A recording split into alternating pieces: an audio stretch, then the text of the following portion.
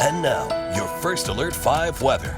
All right, let's talk about our incoming snowstorm. About a week since our last storm. It's going to be very different though. Here locally in the eastern Colorado plains, we're starting out very warm and we're already seeing precipitation. So we'll start as rain, we'll transition to snow overnight, and then we'll start to get that accumulating snowfall. Meanwhile, the mountains are ongoing with this storm, seeing that active snowfall where we could see about 1 to 2 feet for portions of the San Juans.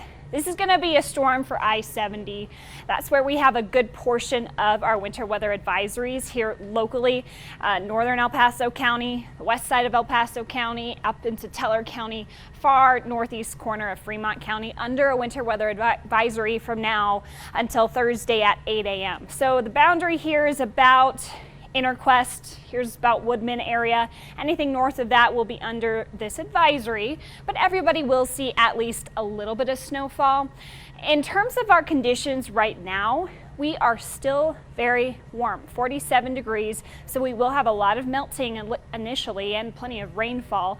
We're waiting for this humidity to increase. Radar is picking up on a fair amount of rain falling. Not all of it is reaching the surface quite yet, but the road does appear wet in Monument. Humidity a little higher, 55%. We're waiting for the cold front to come in, cool us down, and allow for some of that snow to stick. So we could have some slush and snow for the evening commute, depending on your elevation, but freezing roads will be likely overnight, and then we'll have a quick meltdown on Thursday. So it's a quick-hitting, hard-hitting storm that we're going to forget about by tomorrow. So we do have, again, the rain in green, the snow in the higher elevations falling right now as we head through the rest of the evening, staying as rain in Colorado Springs until about 7 to 9 o'clock. Then we'll see that transition over to snow in the overnight hours, really favoring the Palmer Divide, I-70. Then a quick swing around of some moisture into the plains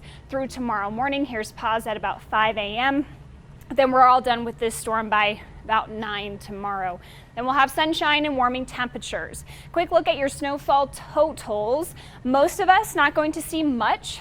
Where we have those winter weather advisories is where we'll see that boom potential.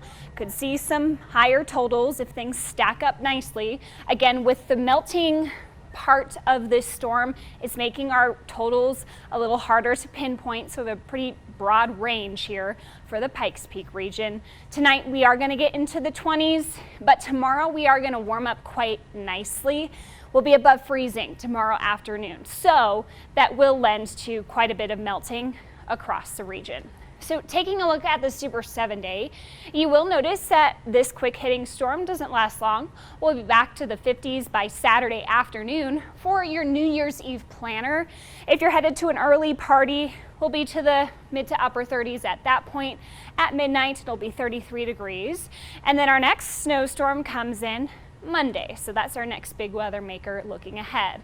For Pueblo, also got you quite warm tomorrow after the slick morning commute with some potential for black ice. And then we are looking forward to a nice weekend for New Year's Eve. By the time the clock strikes midnight, it will be pretty mild, actually, into the 50s. I'll have to double check that. Canyon City, we're looking forward to 40s and 50s into the next several days. Your impacts from this incoming snow is fairly low. Bigger hitting storm on Monday of next week, much colder there.